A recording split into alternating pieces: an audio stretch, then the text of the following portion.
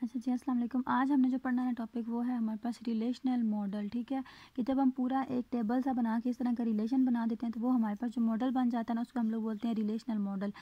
अब ये बनाया किसने था? Doctor E.F. Codd work to improve the working of DBMS। ठीक है, कि किसने बनाया था? Doctor E.F. कोड ने। ये डेटाबेस सबसे पहले जो बनाया था ना मॉडल, उसने बनाया था।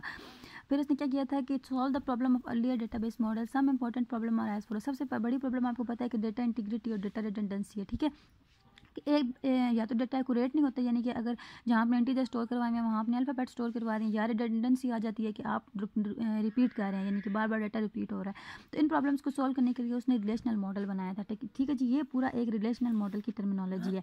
ये किस तरह से होता है? जब हम पूरा एक टेबल बना देते हैं, रोज़ और कॉलम बना देते हैं, तो ये मिल के हमारे पास एक रिलेशन बना देते हैं। ठीक है, टेबल जब बन जाता है ना एक, जिसमें रोज़ भी होती हैं और कॉलम भी होती हैं, तो वो एज अ होल हम कहते हैं कि ये हमारे पास एक रिलेशन है। अब ये रिलेशन के अंदर जो domain registration number, domain name, domain class, ये सारी चीज़ें मैं आपको बाद में एक्सप्लेन करती हूँ। पहले हम लोग आगे देखते हैं कि रिलेशन होता क्या है।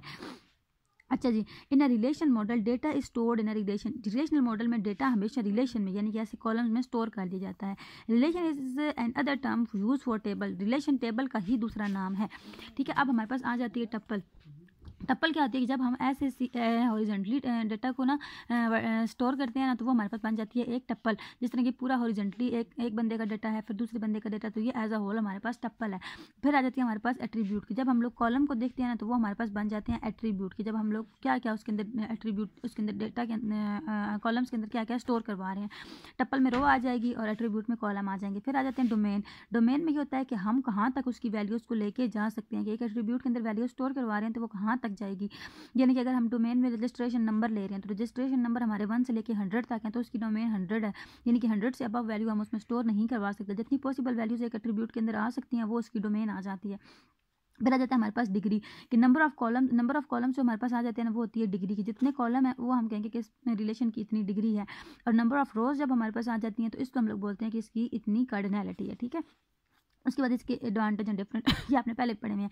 डेटा इंटीग्रिटी है, कि क्या होता है कि हमारे पास जो डेटा है वो एक्यूरेट फॉर्म में हो। ठीक है, कि allowed at integrity form field level to table level to avoid duplication of racket. Duplicate ना हो रहे हो। It detect racket with missing primary key value at the relationship level to ensure valid relationship between relation. ठीक है, कि ये देख रहता है कि जो डेटा एंटर कर रहे हैं हम लोग रिलेशन के अंदर, वो वैलिड है या नहीं।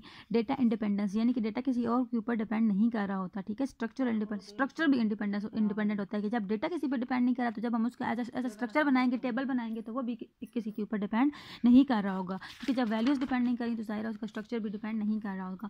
फिर आ जाता है डेटा कंसिस्टेंसी एंड एक्यूरेसी, कि डेटा हमारा एक्यूरेट हो। ठीक है, कॉन्स्टेंट हो, बार बार रिप्लीकेट ना हो रहा हो।